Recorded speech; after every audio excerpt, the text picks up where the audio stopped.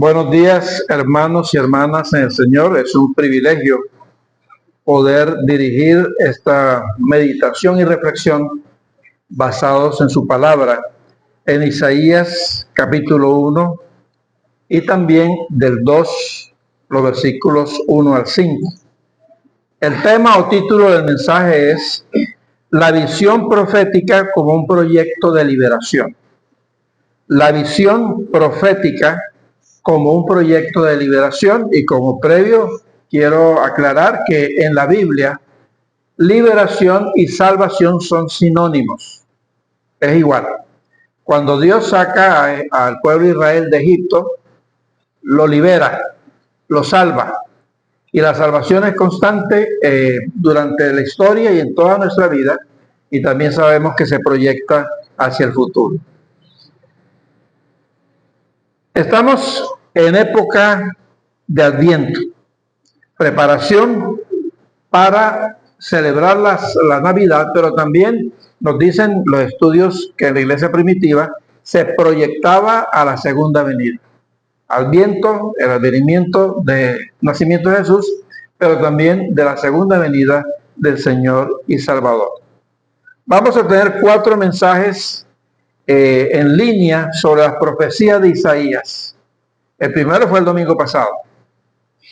Este domingo y los 2 siguientes estarán basados en Isaías, buscando lo que hemos llamado mensajes proféticos a la luz de la palabra de Dios, en este caso Isaías, a la luz de la vida de Jesús, pero también de la realidad que estamos viviendo en este momento en Venezuela y en el mundo.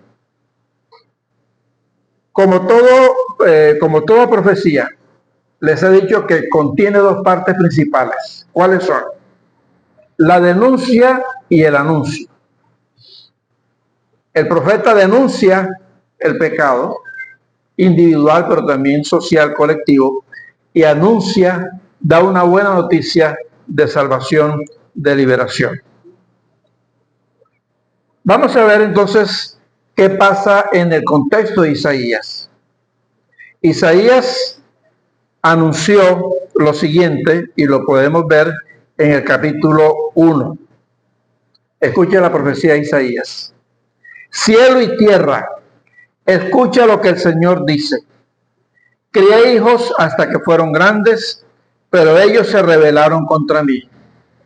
El buey conoce a su dueño, y el asno el establo de su amo. Pero Israel, mi propio pueblo, no reconoce ni tiene entendimiento. Hay gente pecadora, pueblo de maldad, descendencia de malhechores, hijos pervertidos. Parece mentira que estuviera hablando de Israel, pero ese era el pueblo de Israel. Se han alejado del Señor, se han apartado del Dios Santo de Israel, lo han abandonado. Ustedes se empeñan en ser rebeldes, y en su cuerpo ya no hay donde castigarlos. Su país ha quedado hecho un desierto, y arden en llamas las ciudades. En la propia cara de ustedes, los enemigos comen lo que ustedes siembran. Todo ha quedado hecho un desierto, como Sodoma cuando fue destruida. Isaías trabajó y proclamó su mensaje, el mensaje del Señor, 700 años antes de Cristo. Y también veíamos la lectura esta mañana, que en esa época estaba dominando el imperio de Asiria. Por eso allí en el texto que leímos dice, otros se comen lo que ustedes cultivan. El imperio de Asiria estaba atacando y dominando también a Palestina, a Jerusalén. Es un pueblo explotado, es un pueblo vulnerable en todo el sentido de la palabra. En medio de este desastre social, Isaías nos presenta la visión, la misión y la meta del proyecto de Dios. Me pareció que esto era muy interesante leerlo desde esa óptica. Isaías habla de la visión, de la misión y de la meta del proyecto de Dios. Como todo buen proyecto, Dios tiene una visión. La visión, ¿qué es? lo que se espera lograr. ¿Qué se espera lograr al final de los tiempos? Dios promete un futuro majestuoso, el vivir de todos los pueblos bajo el reinado de Dios. ¿Sí? Una nueva creación. Será un reinado caracterizado por muchas cosas, pero podemos resumirla en 3 o 4. Por el amor, la justicia, la paz y la armonía. Es un reino concreto. No es algo abstracto, volátil, por allá como a veces nos enseñaron a pensarlo. Es un proyecto histórico y es un proyecto integral. Abarca toda la vida del ser humano y se incluye la naturaleza misma. Pablo lo dice, la creación será transformada, recuperada para la gloria de Dios. Estamos hablando de un tiempo escatológico. Al final de los tiempos, pero que involucra el presente. Vamos o esperamos la instauración del reino de Dios, pero vamos caminando, trabajando en este proceso histórico. Aquí vale la pena, o creo, una aclaración. Algunos tratan o confunden el actual pueblo de Israel con las promesas de Dios en Isaías o en todo el Nuevo Testamento. El pueblo de Israel que existe hoy no es el mismo que venía desde Abraham. Eso tenía un proceso histórico diferente. Por lo tanto, cuando la Biblia aquí está hablando y los salmos hablan de la nueva Jerusalén, de la nueva Sión, está hablando de algo completamente diferente y nuevo. Pero muchos lo confunden. Creen que es algo que es similar. Y muchas iglesias que son fundamentalistas y leen la Biblia en forma literal, confunden esto. Y por eso caen en algo que muchos no estamos de acuerdo, como es el sionismo. El sionismo es una ideología. Y por lo tanto lleva una política, lleva unos intereses. Y hay muchos cristianos sionistas que consideran que Israel tiene el derecho de atacar, bombardear y masacrar al pueblo palestino porque son el pueblo de Dios. Esa lectura distorsionada para mí y para muchos, creemos que es bueno que el pueblo la sepa. Dios tiene una propuesta diferente por encima de eso, por encima de ese concepto. Tanto así que a veces se cae en idolatría. He visto videos donde hay muchas iglesias donde tienen la bandera del país donde están y la bandera de Israel, con las 5 estrellas. Yo quisiera tener aquí más bien la bandera de Venezuela y la bandera cristiana. ¿Por qué no la de Israel? Porque no somos israelitas. Sí, pero sí somos cristianos. Aquí hay una bandera, yo tengo ahí una bandera para mostrar, que es la que más se usa ecuménicamente en el mundo, incluyendo la iglesia reformada y las iglesias presbiterianas. La tenemos allí. Es una iglesia blanca que habla de la paz, que habla de la santidad. Hay un azul de la creación y la presencia de Dios también. Y está la cruz, por supuesto, como símbolo de la fe cristiana. Tenemos nosotros que buscar esa identidad para abarcar lo que Dios quiere para todos nosotros. Este proyecto, además de tener una visión, tiene una misión. ¿Qué es la visión? El cómo. Ya vimos el qué queremos lograr y cómo lo vamos a lograr según el profeta Isaías en el capítulo 2. En la profecía, el monte y la montaña presenta el lugar de la autoridad y de la presencia de Dios. No es que vamos a ir en peregrinación al actual Israel, no.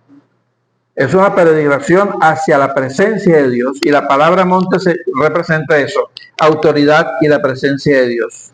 Nos invita a subir a la montaña, ¿para qué? Para encontrarnos con Él. ¿Y quiénes se van a encontrar allí? Todas las naciones. Y todas las naciones suben a Israel. No solamente Israel. Todos vamos a subir. Por lo tanto, es un proyecto universal inclusivo. De ahí que muchos creemos y decimos, el pueblo de Dios es la iglesia. Todos los creyentes en Jesucristo somos el pueblo de Dios. Pero yo lo ampliaría más. Todas las naciones que acudan a Dios a encontrarse con Él son ese pueblo de Dios que Dios ama. Recordemos lo que dice Génesis 28:18. Dios le dice a Abraham, en ti serán benditas, ¿quiénes? Todas las naciones del mundo. Es un proyecto para toda la humanidad. No es única exclusiva para un grupito pequeñito. Para todas las naciones de la tierra. Y en Efesios 2:14, Pablo afirma que de dos pueblos, gentiles y judíos, hizo uno, derribando en su carne el muro divisorio de la enemistad. Eso está ya en el Nuevo Testamento. Un solo pueblo de judíos y de gentiles. Ahora bien, en el libro de los Hechos hay otra confirmación. Recordamos el momento del Pentecostés, el derramamiento del Espíritu Santo. Estando todos los discípulos ahí reunidos, vino sobre ellos el Espíritu Santo y hablaron en muchas lenguas. Lo curioso es que los extranjeros que habían llegado a la fiesta de Jerusalén entendían el mensaje en su propia lengua. ¿Eso es lo que dice? Sí. Fue un fenómeno espiritual muy grande. Ellos hablaban en otras lenguas que no conocían, pero la gente que sí tenía diferentes lenguas estaba entendiendo el mensaje. Por lo tanto, allí también vemos ese sentido de integración y ese sentido amplio del proyecto de Dios. El proyecto, además de visión y división, en esa visión nos habla del cómo. En primer lugar, dice Isaías que van a subir esa montaña para aprender las enseñanzas de Dios y caminar en sus sendas. Subimos allá y los pueblos suben allá y Dios quiere que conozcamos sus enseñanzas y también que caminemos en sus sendas. No se trata de normas solo religiosas, sino de la práctica concreta de la justicia, la misericordia y la fidelidad de la alianza y el pacto. No son solamente normas, prohibiciones, ¿no? Implica toda una actitud de vida. Esto es caminar en la luz de Dios. A veces el énfasis se va a la parte ética y moral, el comportamiento individual, y eso es válido y es cierto. Pero veamos que aquí estamos hablando de pueblos, de dinámicas sociales y de todo un aspecto que incluye la vida del ser humano. Otra de las acciones de Dios en ese encuentro, dice el versículo 4, que allí Dios juzgará entre las naciones y será el árbitro de los pueblos. Va a enseñar cómo caminar en su luz, pero va a ser árbitro, por lo tanto juez entre los pueblos. Y allí se va a ir distinguiendo quiénes responden a ese proyecto de salvación y quiénes no. Este versículo es clave. El juicio de Dios no es solo una sentencia legal, sino una acción concreta para establecer justicia y rectificar las relaciones sociales. Dios se pone al lado de las víctimas de la historia. Hay juicio, pero también va a haber justicia y rectificación.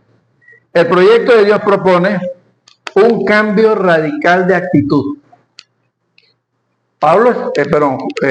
Isaías está hablando en el contexto de su época y nosotros empezamos a trasladarlo al contexto nuestro que estamos viviendo. Dios exige en este pasaje un cambio radical de actitud.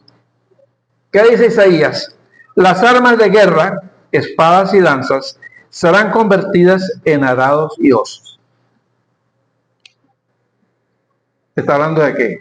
De paz, ¿verdad? En ese reinado de Dios, las armas de guerra no tienen sentido. Si ya Dios ha juzgado y ha hecho justicia y equidad entre los pueblos, las armas de guerra no tienen sentido. Serán convertidas en arados y hoces. ¿Cuál es el arado? ¿Para qué sirve un arado? Para abrir el surco en la tierra y después sembrar. Está hablando allí de preparar de la tierra. ¿Y una hoz qué es? Es una herramienta que sirve para cortar el grano de trigo e irlo recogiendo. Está hablando de trabajo, está hablando de producción, está hablando de alimentación. De eso está hablando el profeta Isaías. Los instrumentos dañados, y aquí viene una palabra muy conocida en nuestra época, estos instrumentos diseñados para la muerte son reciclados y transformados en herramientas para la vida, la productividad y la bendición. Aquí hace un tiempo se anunció, y también lo sé que en muchos países lo han hecho, el recoger armas. A veces han cambiado armas por dinero. Si usted trae un arma, le damos tal dinero. ¿Y qué han hecho con esas armas? Las han destruido, las han reciclado y han construido o monumentos a la paz, pero también muchas de ese material, hierro tal vez, va a la construcción de viviendas. Es decir, así como lo habla Isaías, en nuestra época también se ha reciclado el armamento para transformarlo en cosas buenas. Esta es la consecuencia directa del juicio de Dios. Acabar con la guerra y permitir que la vida germine sobre la tierra. La paz no es solo ausencia de guerra, sino la presencia activa de condiciones de vida dignas. La transformación de instrumentos de muerte, espadas, en instrumentos de vida, arados, simboliza la orientación de los recursos económicos. Esta es una denuncia profética del gasto militar de un mundo donde millones mueren de hambre. Aquí hay otra imagen que es un monumento que está en las Naciones Unidas y abajo dice espadas por arados. Las Naciones Unidas es un organismo que se creó después de la Segunda Guerra Mundial para mediar entre los pueblos y promover la paz. Entonces, fueron al pasaje de Isaías convertir las espadas en arados, las lanzas en hoces. Ese era el propósito de Naciones Unidas. Lamentablemente, ha perdido esa función. Hoy hay que decirlo. El mayor ejemplo está en Gaza. Masacrado un pueblo y el mundo impávido en silencio ver semejante holocausto. Y las Naciones Unidas no hizo nada. No pudo hacer nada.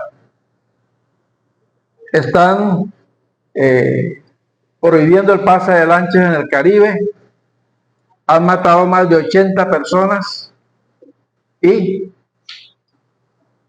dónde están las Naciones Unidas? ¿Dónde está la voz de los pueblos? Muy pocos dicen algo. Pero hay una masacre de más de 80 personas y no pasa nada. Pero el propósito de Naciones Unidas es promover la paz. Acaban de anunciar en estos días la prohibición de vuelos en el espacio aéreo de Venezuela. ¿Sí lo leyeron? Sí. Y parece que no pasa nada. Y pueden pasar cosas peores y el mundo sigue en silencio. Es una denuncia profética la de Isaías, el gasto militar de un mundo donde millones mueren de hambre. La liberación, la salvación exige el desarme y la inversión de estos recursos en productos que promuevan la vida. Veamos lo siguiente. Este pasaje es un faro de esperanza y un proyecto de acción para el Adviento, para la misión de la Iglesia y la segunda venida de Cristo. Este pasaje nos orienta en lo que debe ser Adviento. Ya el hermano Armando en la clase de escuela dominical lo decía, hay muchas luces, muchas cosas que hablan de que hay una fiesta, pero muy pocas nos presentan a Jesús. Ayer estuvimos con los niños llevándolos allá a los próceres y yo observaba, ¿vimos algún pesebre? Yo no vi un pesebre allí. ¿Vimos algún niño Jesús? No. Pero se había un muñeco verde ahí, que ¿cómo se llama ese muñeco verde? El Grinch. Ese sí es famoso y los niños toman fotos con el famoso Grinch y feo que es. El otro fenómeno es la compradera, el consumismo. Y el hermano decía, hay que comprar cosas a veces que no son necesarias. ¿Sí? El consumismo es propio de esta época, pero este pasaje nos dice cómo debería ser el Adviento, cuál debe ser la misión de la iglesia y cómo debemos esperar la segunda venida. Hoy, si queremos tener una voz profética y queremos también una iglesia profética, tenemos que denunciar lo siguiente. Hoy el gasto militar en el mundo alcanzó un récord histórico de 2.7 billones de dólares en el 2024. Repito la cifra, 2.7 billones de dólares. Y 2.7 billones, como yo no soy matemático, no me dice nada. Entonces pregunté cómo ponerlo en cifra. Ya habla de 2.700.000 millones de dólares. Esa cifra no nos cabe en la cabeza, en la billetera menos. 2.700 millones. ¿Qué pudiera hacerse con eso? En vez de comprar armas, se pudiese alimentar durante 10 años a todos los pobres del mundo. Se pudiesen construir miles y miles de universidades, de colegios, de escuelas, de hospitales. La atención médica debería ser 1A. La hermana Emilia lo dice, estuvo, como decimos popularmente, roleteándose de clínica en clínica. El hermano José nos viene hablando hace meses de una espera para una atención médica que debería ser normal, rápida y fácil. Y eso no pasa en Venezuela, pasa en el mundo entero. Por lo tanto, hay que denunciar hoy también el gasto inmenso en armas que pudieran servir para infraestructura, viviendas. ¿Cuántas viviendas podríamos construir con ese dinero a nivel mundial? De tal manera que es una denuncia hoy. Actualmente se habla de 56 guerras de gran escala a nivel mundial. Las consecuencias son múltiples. Pérdida de dinero, destrucción de infraestructura, muerte de miles de personas, desplazamiento de millones de personas, se daña la ecología, en fin, hay muchas cosas que suceden. Las motivaciones son muchas también, religiosas, políticas, ideológicas, geopolíticas y sobre todo económicas. No hay guerra que se haya dado en este planeta que no esté detrás de la riqueza que hay en ese país. En este caso, hay una búsqueda clara de petróleo. Detrás de una guerra hay dos intereses principales: la venta de armas, que es uno de los negocios más grandes del mundo, y también los recursos naturales.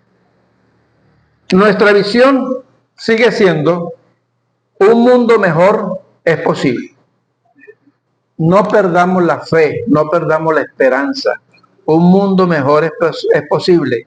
Un mundo bajo el reinado de Dios, bajo las enseñanzas de Dios en ese encuentro, para que reine el amor, la justicia, la paz y la armonía. Ese es el propósito. ¿Qué dijo Jesús? Lo dijo muy claro. El reino de Dios ha llegado. El reino de Dios está entre vosotros. El reino de Dios crece. Está hablando de procesos. Está hablando de un ya, ahora. El reino de Dios llegó a Jesucristo, crece y se desarrolla a través de la historia y los procesos históricos y del trabajo de la iglesia, y será instaurado algún día en forma definitiva por el mismo Señor Jesucristo. Hoy estamos también llamados a buscar la relación entre los pueblos, no la competencia, no la rivalidad, no la imposición de la fuerza, sino un llamado a la cooperación. Dice que Dios juzgará entre las naciones para que haya armonía. Hoy tenemos que seguir trabajando, y se está trabajando, para que en vez de que un país ponga su voluntad sobre otro, más bien vamos a colaborar. Lo que se habla en la economía, el ganar. Vamos a ganar todos, pero en plena armonía. Tenemos una misión como iglesia en esta visión profética. Primero, promover la comunión con Dios y dar a conocer sus enseñanzas y la voluntad de Él para caminar en su luz, en sus principios del reino y trabajar por el amor, la justicia y la paz. Ese es nuestro trabajo. La comunidad creyente está llamada a ser una comunidad alternativa, un signo profético que anticipe en medio de la historia la paz y la justicia. La iglesia debe ser un modelo, o la iglesia es el modelo de cómo será ese reino de Dios. Varias veces lo he puesto como ilustración. Cuando hay una empresa que va a construir casas y tiene sobre el terreno, ¿qué hacen en la promoción de la venta? Construyen un apartamento modelo. Está todo el terreno vacío, pero esa casa modelo, tú vas y la miras y te puedes imaginar cómo va a ser tu casa. Claro, esa casa está bonita, bien decorada, con muebles, hecha profesionalmente. Pero tú dices, así como está esta casa, va a ser mi casa. No sé en dónde va a estar, pero así es. De la misma manera, decimos, sabemos que el reino de Dios será muy bello, no sabemos exactamente cómo será, pero queremos que la iglesia sea el modelo de lo que va a ser ese reino. Fíjense la gran responsabilidad que tenemos.